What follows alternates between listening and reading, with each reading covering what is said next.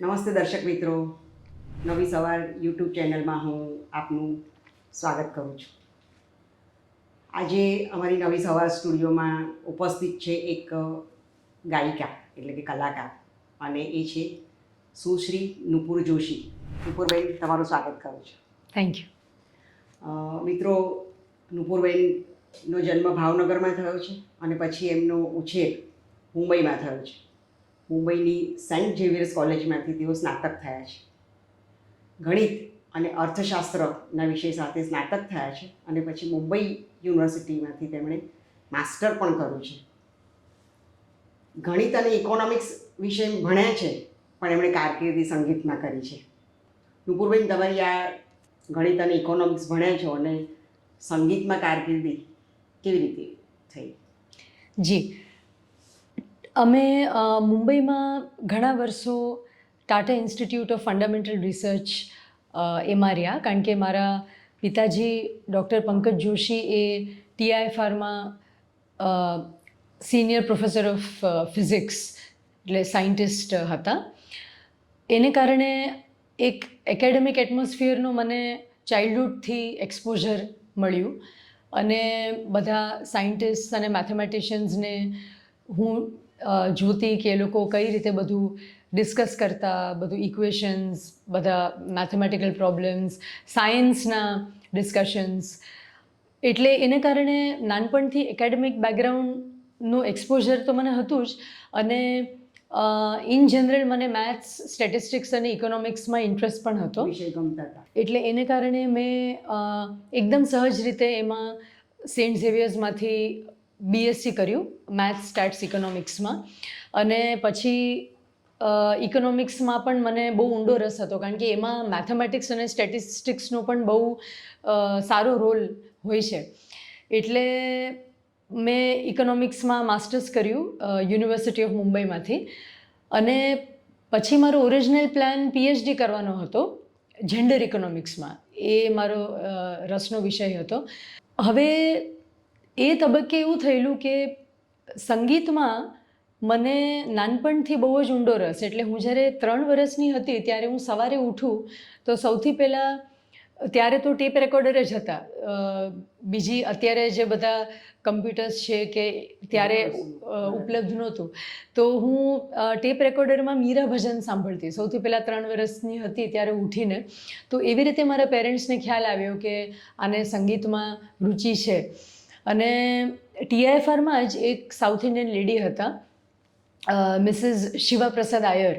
તો એમની પાસે સહજ રીતે કર્ણાટક સંગીતની તાલીમ મારી શરૂ થઈ ગયેલી અને 9 વર્ષ લગભગ એમની પાસે હું શીખી.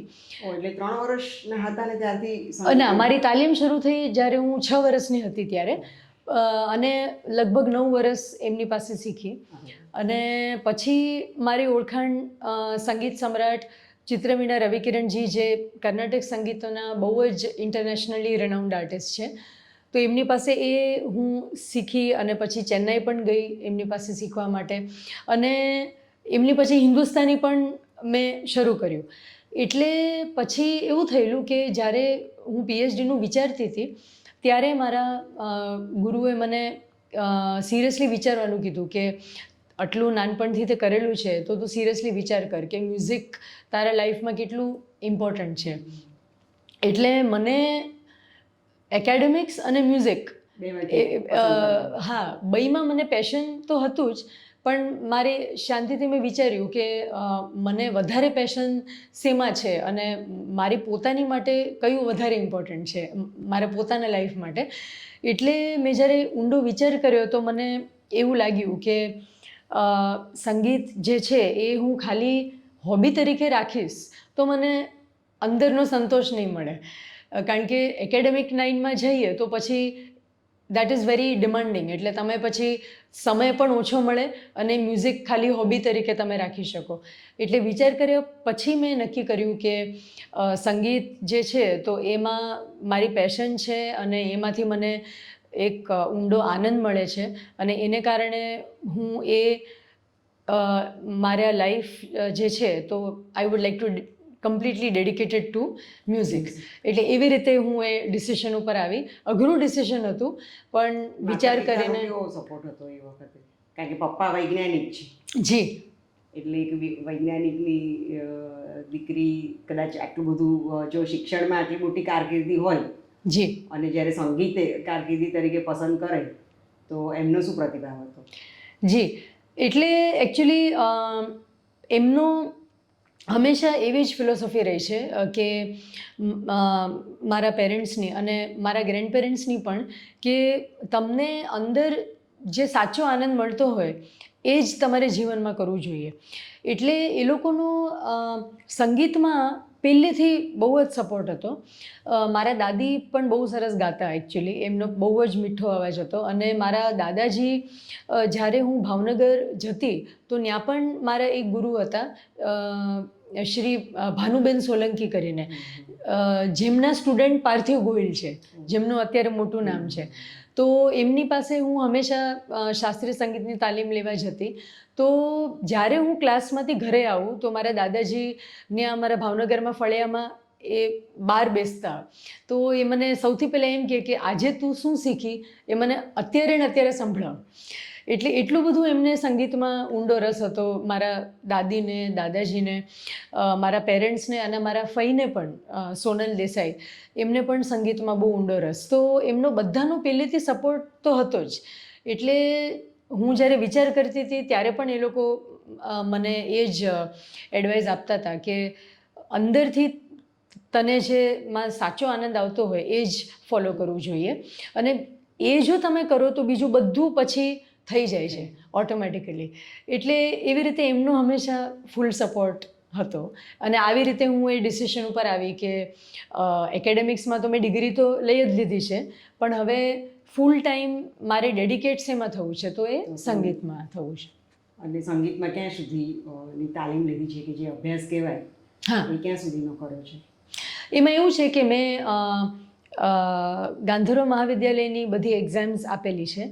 અને હિન્દુસ્તાની સંગીતમાં મને અત્યારે જે મારા ગુરુજી છે પંડિત વિકાસ કશાલકરજી, તો એ પંડિત ગજાનન બુઆ જોશી એમના ડિસાઇપલ છે. અને પંડિત ગજાનન બુઆ જોશીનું બહુ મોટું નામ હિન્દુસ્તાની શાસ્ત્રીય સંગીતમાં, એક વોકલિસ્ટ તરીકે અને એક વાયોલિનિસ્ટ તરીકે પણ. તો આખા કશાલકરનું ફેમિલી છે, એમનું બહુ મોટું નામ છે હિન્દુસ્તાની સંગીતમાં. તો એમની પંડિત વિકાસ કશાલકરજીની ઓળખાણ થઈ એ ભાવનગરમાં શ્રી નિશિત મહેતાજી એમને દ્વારા થઈ. કે તો પછી એમની પાસે તાલીમ મારી 2013માં શરૂ થઈ. અને પછી હું રેગ્યુલરલી પૂના જતી એમની પાસે શીખવા, અને 8-9 દિવસ રહેતી. અને ઓલમોસ્ટ એવરી મંથ કે વન્સ ઇન એવરી 2 મંથ્સ હું એમની પાસે પૂના જતી. એટલે એમની પાસે પણ હું 2013થી શીખું છું. અને હજી પણ શાસ્ત્રીય સંગીતમાં તાલીમ એક લાઈફ ટાઈમ વસ્તુ છે. એટલે કંઈ એમાં અહીંયા પૂરું થઈ જાય એવું નથી. એવું કશું નહીં. તમે આર્ટિસ્ટ થઈ જાઓ, કોન્સર્ટ્સ આપો તો પણ એ તાલીમ હંમેશા ચાલુ જ રહે. નુપુરજી, તમે આગળ એવું કહ્યું કે ભાઈ સંગીતમાંથી મને આનંદ મળે છે, પણ છતાં હું એવું કહીશ કે આ કલાએ, ગાયન કલાએ તમારા વ્યક્તિત્વમાં શું બદલાવ આવ્યો, કે તમારા ઘડતરમાં, તમારા જીવનમાં એણે શું આપ્યું છે તમને? જી, હવે એવું છે કે સંગીત જેમ એક કલા છે, એમ એવી રીતે બધી કલાઓનો એક યુનિક રોલ હોય છે. ડાન્સ છે, મ્યુઝિક છે, પેઇન્ટિંગ છે, દરેક કલા એટલી યુનિક હોય છે અને એનો અલગ ઇમ્પેક્ટ આવતો હોય છે. તો એવી રીતે સંગીત જે છે, તો એમાં ખાસ કરીને શાસ્ત્રીય સંગીતની જો હું વાત કરું તો એમાં એનો ઓરિજિન સામવેદમાંથી થયો છે. અને એમાં જે 7 સ્વર છે, સારે ગમ પધની, તો એ 7 સ્વર જે છે, તો એ જે આપણે જ્યારે તાનપુરો જ્યારે વગાડીએ, હવે એ તાનપુરાનું એટલું બધું ઇમ્પોર્ટન્સ છે શાસ્ત્રીય સંગીતમાં, કે એક તો એને સૌથી પહેલાં ટ્યુન કરવો, એ તમારે સાચી પદ્ધતિ ગુરુ પાસે શીખવી પડે કે ટ્યુન કઈ રીતે થાય. અને એ સાચી રીતે ટ્યુન કરી શકો તો જ એની સાથે તમે રિયાઝ કરી શકો. તો અને એ જ્યારે તમે રિયાઝ કરો તો એ દરેક સ્વર એની એક્ઝેક્ટ જગ્યા ઉપર જ્યારે લાગે અને એનાથી આખું જે એટમોસ્ફિયર અને વાઇબ્રેશન્સ જે ક્રિએટ થતા હોય છે એનું ઇફેક્ટ જે આવે તો એ આપણા પર્સનાલિટી ઉપર, પછી આજુબાજુના વાતાવરણ ઉપર, આપણા મન ઉપર, શરીર ઉપર એક અલગ પોઝિટિવ ઇમ્પેક્ટ આખો આવતો હોય છે. અને એને શ્રુતિ કહેવાય છે કે આપણા શાસ્ત્રીય સંગીતમાં જ્યારે દરેક સ્વરની જગ્યા જે આપણે કહીએ એ એક્ઝેક્ટ જગ્યાએ લાગે તો એને શ્રુતિ કહેતા હોઈએ છીએ. તો એ બહુ જ વર્ષોની તાલીમ પછી એ આવતું હોય છે. અને એનો જે આખો મ્યુઝિક જે છે એ ખાલી આર્ટ નથી પણ એક સાયન્સ ફોર્મ પણ છે, કારણ કે એકચ્યુઅલી મ્યુઝિક છે એ સાઉન્ડ વાઇબ્રેશન્સનું વિજ્ઞાન છે. કે જ્યારે તમે તાનપુરાની 4 સ્ટ્રિંગ વગાડો, દરેક સ્ટ્રિંગમાંથી જે વાઇબ્રેશન ક્રિએટ થાય એ સાઉન્ડ વેવ્સના ફોર્મમાં વાતાવરણમાં જતા હોય છે અને એનો ઇમ્પેક્ટ આપણા બોડી અને માઇન્ડ ઉપર આવતો હોય છે. એટલે આ એક બહુ ઇમ્પોર્ટન્ટ વસ્તુ છે. બીજી વસ્તુ એ કે સંગીત જો તમે એક સારા ગુરુ પાસે શીખો તો એમાં તમને પરફેક્શનિસ્ટ બનવાનું તમને એમાં તાલીમ મળતી હોય છે. કે જ્યારે તમે એ પ્રયાસ કરો કે દરેક સ્વર એની જગ્યા ઉપર લાગે ત્યાં સુધી તમે એનો પ્રયત્ન કરો, એનો રિયાઝ કરો, ગુરુએ કીધું હોય એ પ્રમાણે તમે એ મેથડ ફોલો કરો, તો એ જે પરફેક્શનની જે હેબિટ પડી જાય સંગીતને કારણે, એ મને એવું લાગે છે કે એ મારા પર્સનાલિટી ઉપર એ બહુ બદલાવ, કારણ કે જ્યારે મ્યુઝિક મારી હોબી હતી ને ત્યારે મારી પર્સનાલિટી થોડીક જુદી હતી, પણ જ્યારે મેં ફૂલ ટાઈમ ટેકઅપ કર્યું અને કારણ કે જ્યારે તમારે કોન્સર્ટ્સ આપવાના હોય તો પહેલાં તમારે એ લેવલ ઉપર પહોંચવું પડે. તમારા ગુરુજી જે તમને તાલીમ આપે એ જ્યારે કહે કે હા આ બરાબર આવ્યું, ત્યારે જે બરાબર આવ્યું કહેવાય. તો એ જે પરફેક્શન, જે તાલનું પરફેક્શન, સૂર અને તાલ, એટલે શાસ્ત્રીય સંગીતમાં મેલેડી અને રિધમ એ મુખ્ય ફંડામેન્ટલ પિલર્સ છે. એટલે જ્યારે તમે એ પરફેક્શનિસ્ટ બનવાની જ્યારે તમને એક તાલીમ મળે કે ટેવ પડે તો એમાં શું થાય કે પછી તમે લાઈફને એવી રીતે જોવા માંડો કે અહીંયા પણ બધું પરફેક્ટ હોવું જોઈએ, ઘરમાં બધું પરફેક્ટ હોવું જોઈએ, બધી જે તમે બીજી વસ્તુ કરતા હોય એમાં પણ તમને એક પરફેક્શન લાવવાની તમને ટેવ પડે. તો એ રીતે તમારા પર્સનાલિટી ઉપર આ પરફેક્શનનું, પછી એક જે તમને અંદરનું ફૂલફિલમેન્ટ, કન્ટેન્ટમેન્ટ અને જે આનંદ મળે એ પણ તમારા કેરેક્ટર ઉપર પણ અસર આવતો હોય છે. કારણ કે જ્યારે તમે સંગીતમાં એકાગ્ર થાઓ તો એ પણ એક મેડિટેશન છે. એટલે ખાલી આપણે યોગની તો વાત કરતા જ હોઈએ છીએ, મેડિટેશનની વાત કરતા હોઈએ છીએ કે જ્યારે એ લોકો સમજાવતા હોઈએ છીએ કે તમે કરો ત્યારે તમારા થોટ્સને એક જગ્યાએ એકાગ્ર કરો અને સિંગલ માઇન્ડેડ ફોકસ. પણ એ જ વસ્તુ સંગીતમાં અમે રિયાઝ કરીએ તો એ સેમ સ્ટેટ ઓફ માઇન્ડ એમાં પણ એટેન્ડ થતી હોય છે. તો ત્યારે શું થાય કે તમારા બીજા બધા વિચાર મગજમાંથી નીકળી જાય અને તમારા મગજમાં એક જ વિચાર એ સૂરનો અને રાગનો, તમે જે ગાતા હોય એ જ રહે. તો એ રીતે તમારા માઇન્ડની પ્યોરિટીમાં પણ આ બહુ મોટો રોલ ભજવે છે. અરે વાહ, બહુ સરસ વાત કરી. નુપુરજી, એવું પણ કદાચ કહેવાય છે કે ભાઈ કોઈ પણ કલા છે તો એ જ્યારે તમે એને આત્મસાત કરો છો કે જ્યારે એનો સંગીત છે એટલે તો રિયાઝ શબ્દ વાપરીશ કે કરતા હો અને જ્યારે તમે રજૂઆત પણ એની કરતા હો છો ત્યારે કદાચ પરમાત્મા સાથે સીધું તમે એને સાંકળી શકો કે એની સાથે તમારું અનુસંધાન થતું હોય છે. જી. તો એનો અનુભવ કે એની અનુભૂતિ તમને થઈ હોય તો એ વાત કરો. એમાં એક એવો પ્રસંગ છે કે જે હું જ્યારે TIFRમાં જે મારા સૌથી પહેલાં કર્ણાટક સંગીતના જે ગુરુ હતા મિસિસ શિવપ્રસાદ આયર, એમની પાસે હું જ્યારે શીખતી હતી તો એકવાર એવો અનુભવ મને આ જ પ્રકારનો થયેલો કે એમણે મને જે શીખવાડેલું એ હું ગાતી હતી અને હું આંખ બંધ કરીને, એ મને પહેલેથી નેચરલી જ ટેવ છે કે હું જ્યારે ગાતી હોઉં ત્યારે નેચરલી જ હું આંખ બંધ કરીને ગાતી હોઉં છું કે ઇટ્સ અ કાઇન્ડ ઓફ ઇન્ટરનલાઇઝેશન, કે તમને તમારી અંદર જોવાની એક જાતનું એક વિઝન તમને થાય. એટલે ત્યારે એવું થયેલું કે હું ગાતી હતી અને આંખ મારી બંધ હતી અને પછી એક એવો ટાઈમ આવેલો કે મને ખબર જ નહોતી કે હું શું કરું છું. એવો એક અમુક 5 મિનિટ એવી હતી કે આઈ વોઝ કમ્પ્લીટલી લોસ્ટ કે હું ગાઉં છું એ પણ મને રિયલાઇઝેશન વયું ગયું હતું. તો એની પછી જ્યારે મારી આંખ ખુલી ત્યારે મારા ગુરુજીએ મને પૂછ્યું કે તમે કંઈક મેં કીધું શું થયેલું? તો મેં કીધું કે મારું ગાવાનું ચાલુ હતું. તો એ કે હા, આ જે ગીત મેં તમને શીખવાડેલું એ તમે ગાતા હતા અને હમણાં જ તમે પૂરું કર્યું. પણ એવું લાગતું હતું, એમણે એવું કીધું કે તમે જ્યારે ગાતા હતા ત્યારે જાણે તમે એક મેડિટેટિવ ટ્રાન્સમાં તમે વયા ગયા હો એવું એમને દેખાણું. એટલે અને જ્યારે મેં આંખ ખોલી ત્યારે હું ભૂલી જ ગઈ હતી કે એ ગીત ચાલુ છે, પૂરું થઈ ગયું છે, હું ગીતની વચ્ચે છું કે શું થયું. એટલે મેં એમને પૂછ્યું. એટલે જ્યારે એમણે કીધું ત્યારે મને રિયલાઇઝ થયું કે અચ્છા આવું એક ફેઝ ત્યારે આવેલો કે I went into a meditative trance અને પછી જ્યારે મેં આંખ ખુલી ત્યારે મને રિયલાઇઝ થયું કે અચ્છા હું અહીંયા બેઠી છું અને એમની સામે છું. એટલે આવો એક અનુભવ મને થયેલો. મિત્રો, નુપુરજીએ અત્યાર સુધી એમની આ દીર્ઘ કારકિર્દી દરમિયાન રાષ્ટ્રીય સ્તરના અનેક કાર્યક્રમોમાં પોતાની કલા રજૂ કરી છે.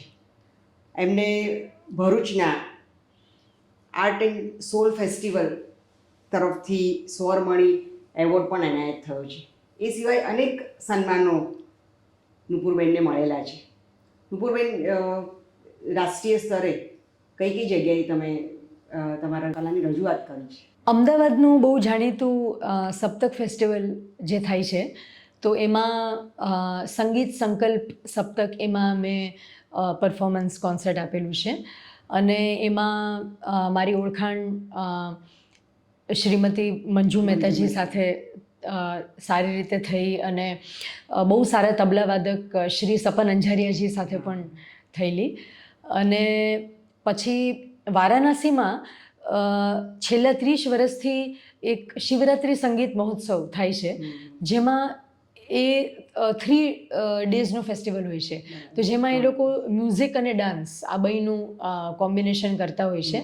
તો એમાં શ્રી રમેશભાઈ ઓઝા એટલે ભાઈશ્રીજી એમણે મને ઇન્વાઇટ કરેલી કોન્સર્ટ આપવા માટે. તો એ મારું વારાણસીમાં સૌથી પહેલું કોન્સર્ટ હતું. અને વારાણસી તો શાસ્ત્રીય સંગીતનું એટલે બહુ જ ડિવાઇન અને મેજિકલ એક્સપિરિયન્સ હતો. અને એમના આશીર્વાદ મને મળ્યા એ મારી માટે બહુ જ યાદગાર મોમેન્ટ હતી. અને આવી રીતે બીજા ઘણા મુંબઈમાં પછી દિલ્હીમાં અમે કોલકાતા પણ અમારું એક ઉડત અબિલ ગુલાલ કરીને એક કર્ણાટક અને હિન્દુસ્તાનીનું જુગલબંધી એની પણ ટીમ છે. તો અમે સાથે ત્યાં કોલકાતા અને શાંતિનિકેતન પણ ગયેલા. એટલે એ પણ એક બહુ યુનિક એક્સપિરિયન્સ હતો.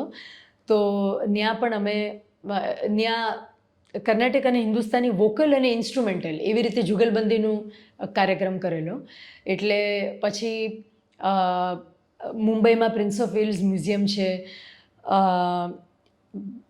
ગુજરાતમાં સેન્ટર ફોર એક્સેલન્સ છે, ત્યાં એવી રીતે અનેક સિટીઝમાં આવી રીતે અલગ અલગ કાર્યક્રમો આપેલા છે. અને હમણાં રિસન્ટલી ભરૂચમાં જે પંડિત ઓમકારના ઠાકુરજીની બર્થ પ્લેસ છે તો એ એક બહુ જ અનોખો અનુભવ હતો. કારણ કે એમાં જે ઓડિયન્સ હતું એ એટલું નોલેજેબલ હોય છે કે એ લોકો જ્યારે આપણે ગાતા હોઈએ અને સમૂહ પર આવીએ તો બધા ત્યારે ઈશારો કરે, તાલનો ઈશારો કરે અને એટલો બધો એ ઓડિયન્સને ઉત્સાહ હોય છે અને આખું સંગીતનું માહોલ બહુ જ મેજિકલ હોય છે. તો એ ભરૂચનું પણ બહુ સારું અનુભવ હતો.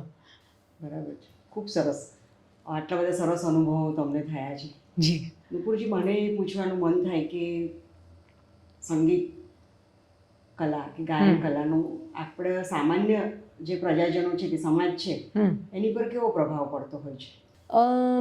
હવે એમાં શાસ્ત્રીય સંગીત છે, પછી આપણે લાઇટ મ્યુઝિક એટલે ભજન છે, ગુજરાતી સુગમ સંગીત છે, ગઝલ છે, ઠુમરી છે, આવા અનેક બધા પ્રકારો છે. તો એમાં સાયન્ટિફિકલી જો તમે જુઓ તો ઘણા વર્ષોથી મ્યુઝિકનો સંગીતનો જે પ્રભાવ છે જે લોકો પર પડે છે, એમાં રિસર્ચ પહેલાં પણ થઈ છે, અત્યારે પણ થાય છે, એબ્રોડમાં, ઇન્ડિયામાં, બધે. તો એમાં સૌથી પહેલાં તો લોકો કોન્સર્ટ્સમાં કે કાર્યક્રમોમાં કેમ જતા હોય છે? આનંદ લેવા માટે અને શાંતિ લેવા માટે જતા હોય છે. તો એ લોકોને જે સંગીત જ્યારે સાંભળે સારા કલાકારોનું, તો એક તો એમને એક માનસિક શાંતિ મળતી હોય છે. જે રોજની જે ફાસ્ટ પેસ લાઈફ આખી છે, તો રિલેક્સ કરવા માટે એ લોકોને એક જગ્યા કે ગો ટુ પ્લેસ જેને કહેવાય, એ લોકોને મળતું હોય છે. અને જેને જે રસ હોય, ઘણાને લાઇટ મ્યુઝિકમાં વધારે રસ હોય, ઘણાને શાસ્ત્રીય સંગીતમાં વધારે રસ હોય, તો બધાના ઇન્ટરેસ્ટ પ્રમાણે આ તો ખરું જ કે સંગીત છે તો એ એક આનંદ, પછી એક માનસિક શાંતિ અને બીજા બધા ભાગદોડમાંથી તમને એક એવી જગ્યાએ લઈ જાય છે કે તમે અંદરની શાંતિ અનુભવ કરો છો. તો આ એક બહુ મોટો રોલ સંગીત પ્લે કરે છે. અને બીજો જે પર્સપેક્ટિવ છે, જે મારી માટે બહુ ઇમ્પોર્ટન્ટ છે, હું એ રીતે જોઉં છું કે સંગીત એક એવી વસ્તુ છે, એવી કલા છે કે જે બધી કલ્ચરલ અને રિજનલ લેંગ્વેજ બેરિયર્સને ટ્રાન્સેન્ડ કરે છે. કે તમે ઇન્ડિયામાં હો કે ચાઇનામાં હો કે ગમે તમે કન્ટ્રીમાં હો, પણ સંગીત એવી વસ્તુ છે કે બીજી એકેય વસ્તુને જોયા વગર એ ટ્રાન્સેન્ડ કરીને બધે પહોંચી શકે છે.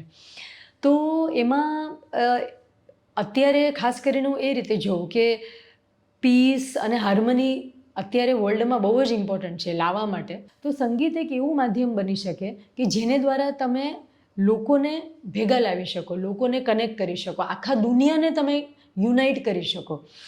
અને એ પ્રેમ ભાવથી સંગીત, એમાં કલામાં એવી શક્તિ છે કે પ્રેમ ભાવથી એ દુનિયાને નજીક લાવે છે. અને મને પોતાને પણ એવા અનુભવ થયા છે કે જે આપણને પહેલાં કોઈ દી મળ્યા ના હોય, એ સંગીત દ્વારા આપણા એવા નજીક આવી જાય છે. અને એ જે ફ્રેન્ડશિપ છે એ સંગીત ઉપર જ બને છે અને પછી એ ફોસ્ટર થાય છે. એટલે બીજું એકેય કનેક્શન ના હોય, પણ સંગીત એક ફાઉન્ડેશન એવું છે કે જે બધા પ્રકારના જે લોકો છે એને નજીક લાવે છે. એટલે આ એક પર્સપેક્ટિવ, એ રીતે પણ પ્રભાવ સંગીતનો બહુ મોટો છે. કદાચ એવું પણ છે કે સંગીત એક થેરાપીનું પણ કામ કરે છે.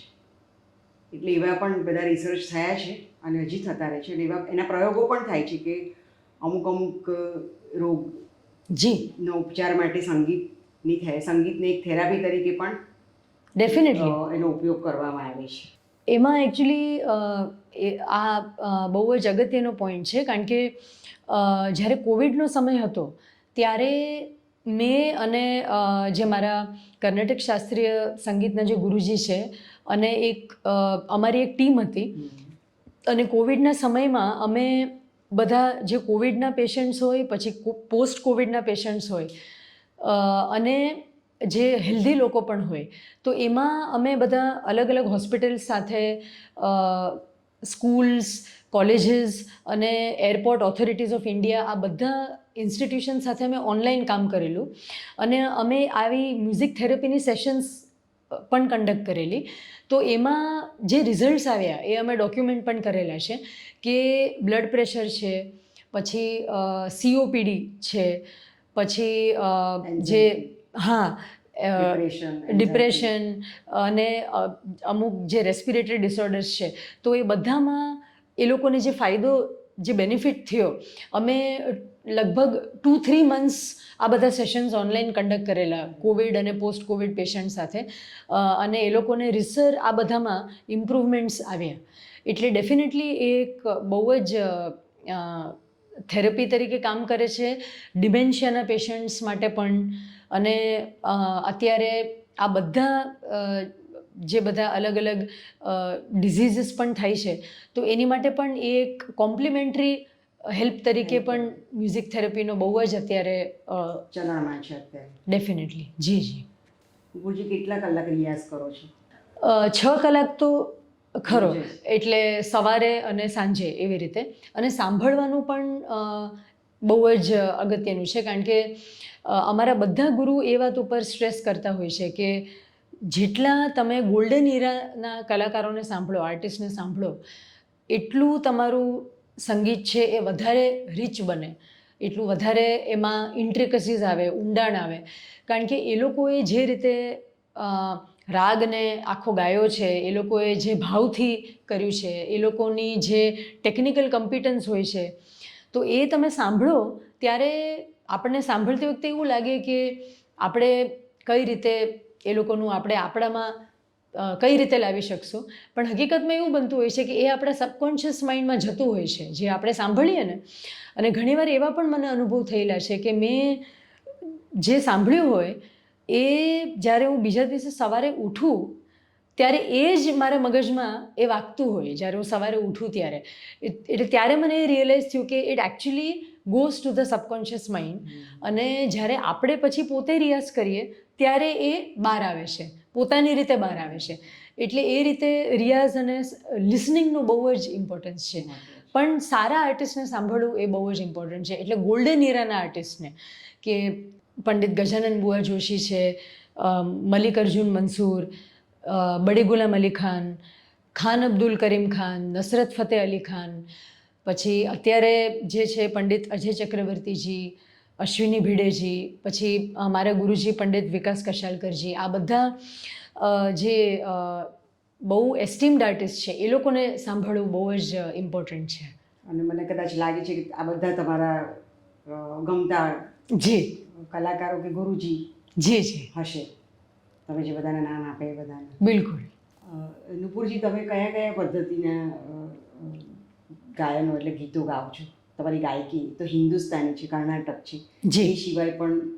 હા, એ સિવાય હું મુંબઈમાં શ્રીમતી કૌમુદી મુનશીજી હતા, જે એકચ્યુઅલી નાઇટિંગેલ ઓફ ગુજરાત કહેવાય છે.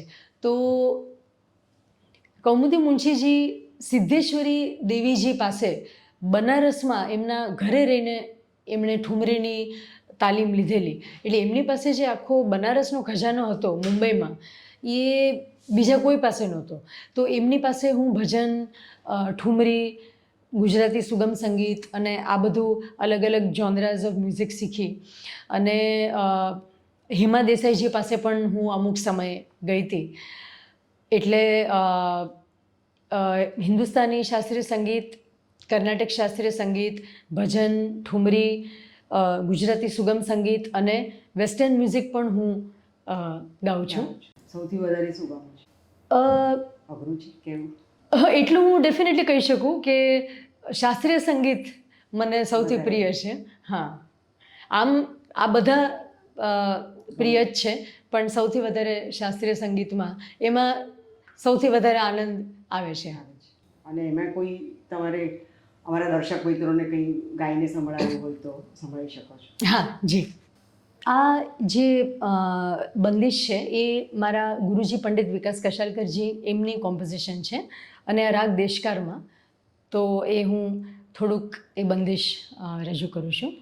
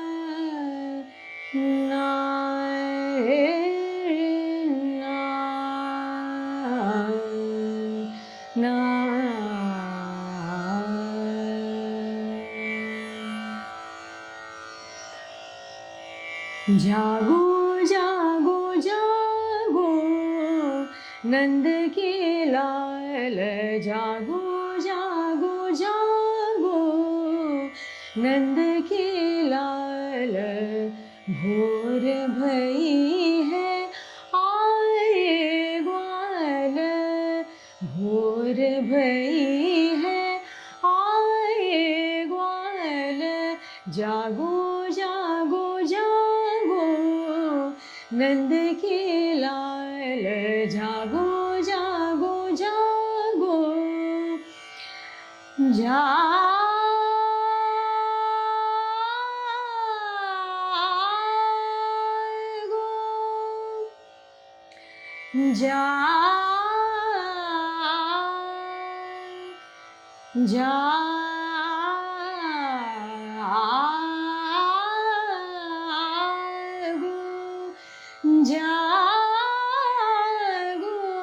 आनंद के लाल,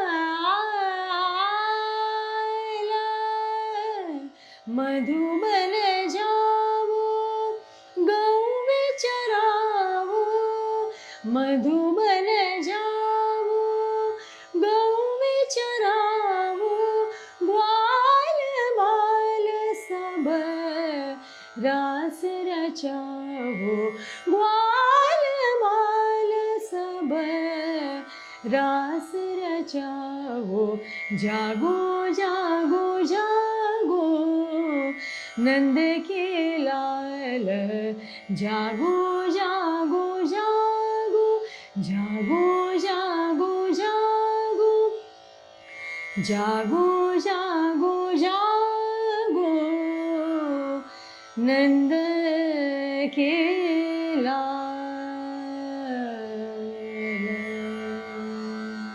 વાહ, ખૂબ સરસ, ખૂબ મજા આવી. અને તમે ગાતા હતા તો મને પણ એવું લાગ્યું કે મને જ્યારે ધ્યાન થઈ ગયું જાણે. Thank you. નુપુરબેન, આગળ ના ભવિષ્યમાં, નજીકના ભવિષ્યમાં કે આગળ શું કંઈક આયોજન છે તમારું ખાસ આ ક્ષેત્રમાં?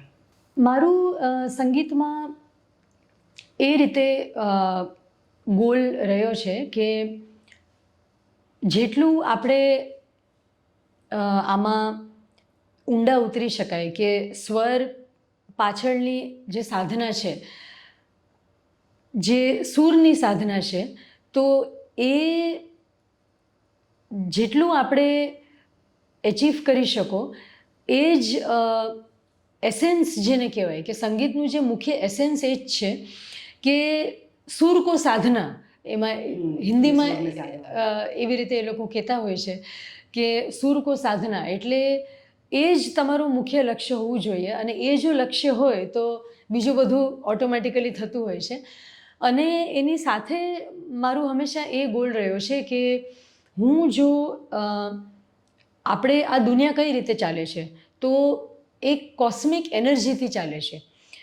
એટલે એ કોસ્મિક એનર્જીનું જો આપણે એક મીડિયમ બની શકીએ સંગીત દ્વારા, કે આપણે લોકોને સંગીત દ્વારા જો શાંતિ, પછી આનંદ આપી શકીએ, ફૂલફિલમેન્ટ, પછી સંતોષ, આ બધું જો આપી શકીએ, તો એ કોસ્મિક એનર્જીનું મીડિયમ બનીને જો આપણે આપી શકીએ તો એ એક એવી વસ્તુ છે કે જેનું આપણે જેને કહીએ ઇટ ઇઝ પ્રાઇઝલેસ, કે એનું કાંઈ મેઝરમેન્ટ ન થઈ શકે, અમૂલ્ય છે. યસ.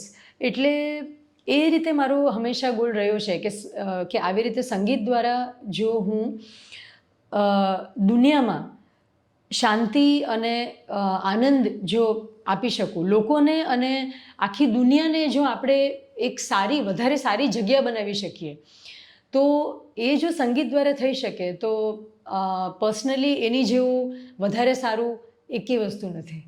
તો એ રીતે મારો હંમેશા ગોલ રહ્યો છે.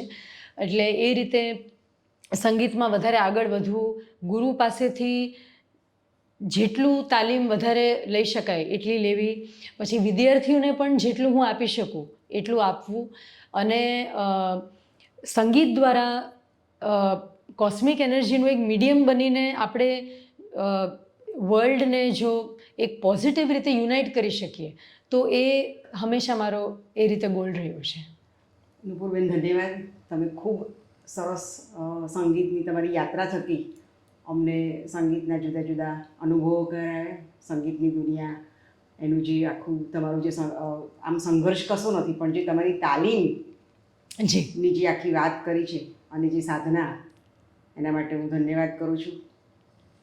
ધન્યવાદ. નમસ્તે. નમસ્તે. મિત્રો, નુપુરબેન ગણિત અને આંકડાશાસ્ત્ર એટલે કે આંકડામાંથી સીધા સુર, તાલ અને શબ્દની સાધના માં એમનો વળાંક આવ્યો જીવનનો, અને આવું સરસ આજે એક ઊંચા ગજાના એ ગાયિકા બન્યા છે. અને ડૉક્ટર પંકજ જોશી માત્ર ગુજરાત જ નહીં ભારતનું ગૌરવ કહી શકાય એવા વૈજ્ઞાનિકના એ દીકરીના નુપુરજી સંતાન છે, અને આપણા સૌ માટે એ ગૌરવની વાત છે. નુપુરજી, ધન્યવાદ. Thank you. ધન્યવાદ.